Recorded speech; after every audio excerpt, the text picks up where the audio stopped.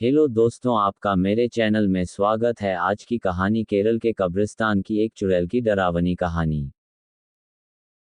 एक बार की बात है, केरल के एक छोटे से शहर में सुल्तान नामक एक डरावना कब्रिस्तान था।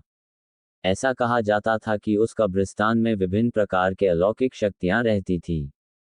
एक चांदनी रात को बिली, लूसी और रोहित तीन दोस्त कब्रिस्तान के किनारे पर एकत्रित हुए।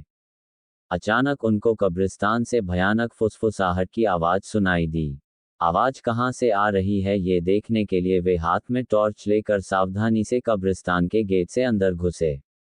जैसे ही वे कब्रिस्तान में दाखिल हुए, हवा तेज चलने लगी। अचानक उन्होंने एक इंसान को एक मकबरे के पास टहलते हुए देखा। वो उदास और खोया हुआ दिखाई दिया, इसलिए बिली, लूसी और रोहित उसके पास आए और पूछा, कौन हो तुम और इतनी रात को यहाँ क्या कर रहे हो? तो उसने जवाब दिया कि मैं एक आत्मा हूँ और मेरा नाम अकबर है। अकबर ने उन्हें उस भयानक अभिशाप के बारे में बताया जो इस कब्रिस्तान के सभी आत्माओं को परेशान करता था। हर रात एक प्राचीन चुड़ैल जागती थी और कब्रिस्तान पर जादू करती थी, और अकबर जैसी मासूम आत्माओं को अपने वश में कर लेती थी। अभिशाप को तोड़ने का एकमात्र तरीका कब्रिस्तान की पीछे जंगल में एक पेड़ के नीचे छिपी हुई मंत्र पुस्तिका को ढूंढना और आधी रात से पहले उसे नष्ट करना था। जादुई पुस्तक ढूंढने की दृढ़ संकल्प लेकर बहादुर तिकड़ी अपने मिशन पर निकल पड़ी। उन्होंने अंधेरे में मकबरों के बीच रास्ता खोजा जंगल में जाने के लिए, और इस बात का ध्यान रखा कि आराम करने वाली आत्माओं को परेशान न किया जाए।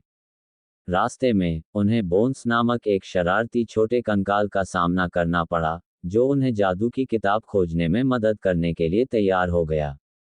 वह कंकाल उन्हें एक पुराने आम के पेड़ के पास ले गई और कहा, इस पेड़ के पत्ते सब अपने पास रख लो।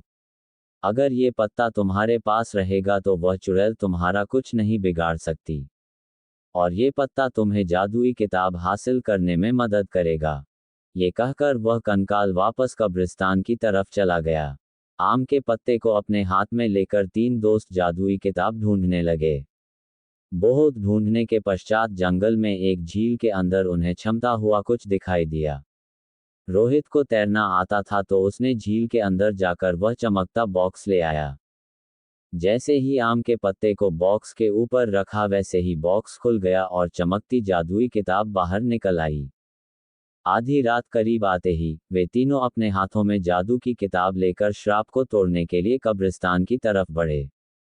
कब्रिस्तान में आकर वे किताब को खोले और एक प्राचीन मंत्र का पाठ किया। मंत्र पाठ करते ही जमीन कांपने लगी और कब्रिस्तान में एक तेज रोशनी छा गई। वह चुड़ैल जाग गई और गुस्से में दिखाई दी, लेकिन उसकी शक्ति धीरे धीरे कमजोर हो रही थी। उसने बिली, लूसी और रोहित को जादुई किताब पढ़ने से रोकने के लिए अपनी जादुई शक्ति का प्रयोग किया, लेकिन उन तीनों पर कोई असर नहीं हुआ, क्योंकि तीनों के पास आम के पत्ते थे जो उनकी रक्षा कर रहे थे। धीरे धीरे चुड़ैल की सारी शक्ति खत्म हो गई और चुड़ैल भस्म हो गई। इस तरह बिली, लूसी और रोहित ने कब्रिस्तान में फंसी हुई आत्माओं को मुक्त किया और कब्रिस्तान में फिर से शांति छा गई। अगर आज की कहानी आपको अच्छी लगी हो तो मेरे चैनल को सब्सक्राइब करें और लाइक शेयर करें।